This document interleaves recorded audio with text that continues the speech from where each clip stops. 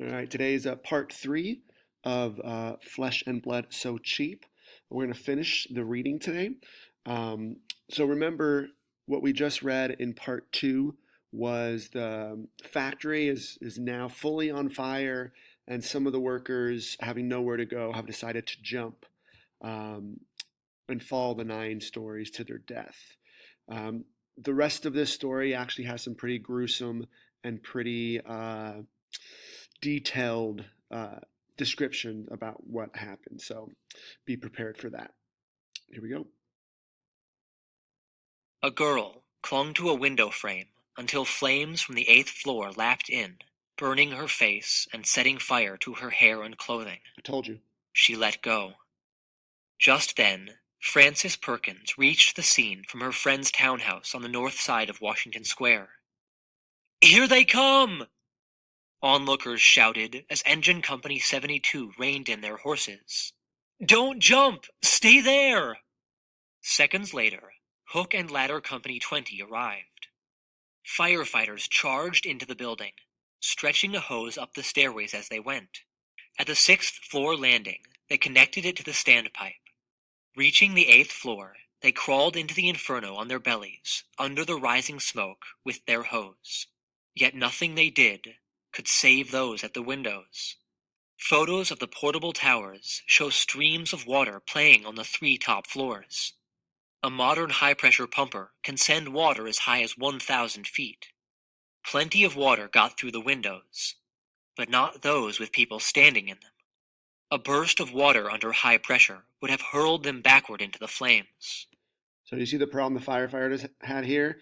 They can shoot their streams of water into the windows, but some of the windows were filled with people. And if they shot the people would just fall backwards into the flames, and that would be counterproductive. This next scene that they're going to paint here talks about what the firemen try to do to save the jumpers who were jumping from the building. Into the flames, hoping to catch jumpers before they hit the ground. Firefighters held up life nets, sturdy 10-foot square nets made of rope. It was useless. A person falling from the 9th floor, struck with a force equal to 11,000 pounds. That's a lot. Some jumpers bounced off nets, dying when they hit the ground. Others tore the nets, crashing through to the pavement. The force was so great it took men off their feet, said Captain Howard Rooch of Engine Company 18. Trying to hold the nets, the men turned somersaults. The men's hands were bleeding. The nets were torn, and some caught fire from burning clothing. Officers, fearing their men would be struck by falling bodies, ordered the nets removed. The aerial ladders failed too, reaching only to the 6th floor. Desperate jumpers tried to grab hold of a rung on the way down, missed, and landed on the sidewalk. So catch this imagery of people falling, these nets.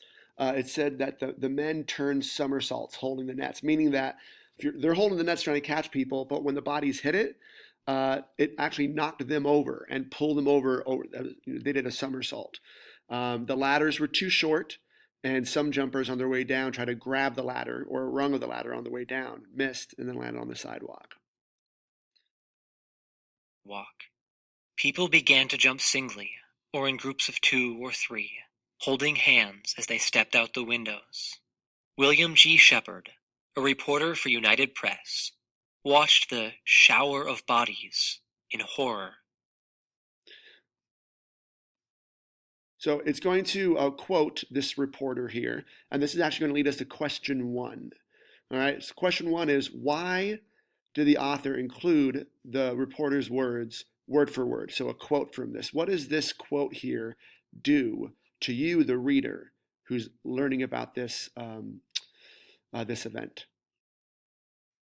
I saw every feature of the tragedy visible from outside the building. I learned a new sound, a more horrible sound than any description can picture. It was the sound of a speeding, living body on a stone sidewalk. Thud, dead. Thud, dead. Thud, dead. Thud, dead. 62, thud, dead. I call them that because the sound and the thought of death came to me each time at the same instant. Down came the bodies in a shower, burning, smoking, flaming bodies, with the disheveled hair trailing upward. On the sidewalk lay heaps of broken bodies. A policeman later went about with tags, which he fastened with wires to the wrists of the dead girls. The floods of water from the fireman's hose that ran into the gutter was actually stained red with blood. So go answer question 1, which is, why does the author include the reporter's words in here? What does that do to the story here? Like, what effect does that have? Does it make it more real? Does it bring the reader more into the story? Does it paint a better picture, having somebody who was actually there talking about what they saw, and even especially with the thud deads? So go ahead and answer question 1 in about 1 or 2 sentences. All right, let's go on. Many dreadful sights, none more so than the end of a love affair. A young man appeared at a window. Gently, he helped the young woman step onto the windowsill, held her away from the building, and let go. He helped another young woman onto the windowsill. Those of us who were looking saw her put her arms around him and kiss him, Shepard wrote. Then he held her out into space and dropped her. But quick as a flash, he was on the windowsill himself. He was brave enough to help the girl he loved to a quicker death after she had given him a goodbye kiss. How sad is that, right? All these people in their last moments of life, and all the people on the ground got to see what they were doing in their very last moments of life. Meanwhile, others managed to reach the fire escape. It had not been designed for a quick exit. FDNY experts later declared that those on the 3 top floors of the Ash Building could not have made it to the ground in under 3 hours. In reality, they had only minutes. What a horrible design for a fire escape. It was made so to evacuate everybody on 3 floors would have taken 3 hours. You guys know how long it takes to do our fire drills here, right? And that's only a half an hour. All right, this would have taken 3 hours, but in a fire that's burning as fast as this, they only had minutes. So the fire escapes weren't going to cut it. People crowded onto the fire escape. As they walked single file, flames lapped at them through broken windows. Worse, the human load became too heavy for the device to bear. Bolts that fastened it to the building became loose. It began to sway, then collapsed at the 8th floor, tumbling dozens into the courtyard.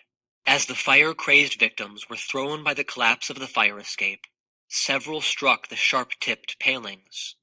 The New York Herald reported, the body of one woman was found with several iron spikes driven entirely through it. So, question number 2 is, what does the word fire-crazed mean in this sentence? All right, it says, as the fire-crazed victims were thrown by the collapse of the fire escape, which was so poorly built that it couldn't hold everybody and broke. So what does it mean, fire-crazed victims? Go ahead and answer question 2.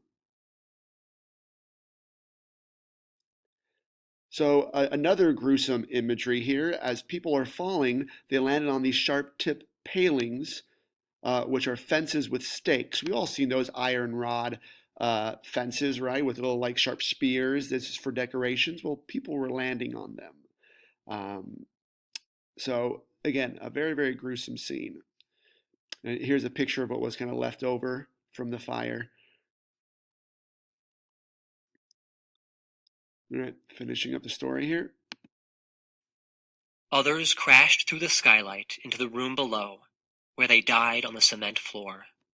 The 10th floor was the best place to be.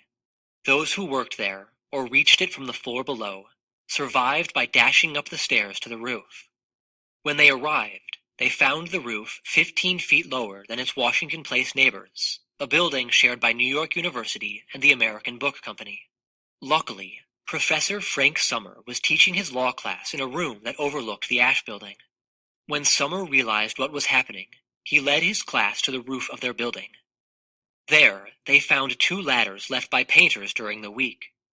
Students lowered the ladders, climbed down, and helped survivors to safety.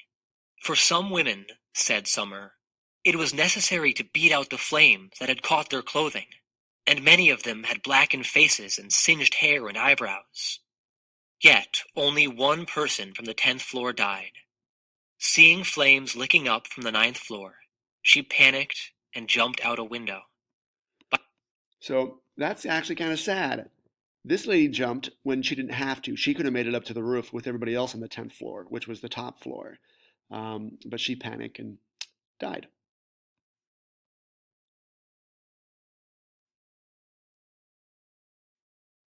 "35 minutes after flames burst from beneath a cutting table, firefighters had brought the blaze under control. An hour later, Chief Croker made his inspection. So let's pause here for a second, talk about question 3. Question 3 is, what does the author think of the firefighters' efforts here and in this story? So when the author talks about the firefighters, they talk about them in a good way, in a bad way? Are they heroes doing their best? Or are they slackers who are the reason why people died? And when you make your decision, I want you to quote something from the story, and this would be a good line to quote to practice your using evidence. Right here it says, by 5:15 p.m., exactly 35 minutes after flame burst from beneath the cutting table, firefighters had brought the blaze under control. So this would be a good sentence to use as evidence to let me know what you think the author thought of how good the firefighters were. So go ahead and answer question 3. All right, so now the Chief Croker, who is one of the fire chiefs, he's going to inspect the building after the fire was put out. He said he found that the Ash Building had no damage to its structure. All right, so meaning that the walls were good, and so were the beams and all that. It was just everything inside of it burst to flames real fast. Its walls were in good shape, so were the floors. It had passed the test. It was fireproof. The woodwork, furniture, cotton goods, and people who worked in it were not.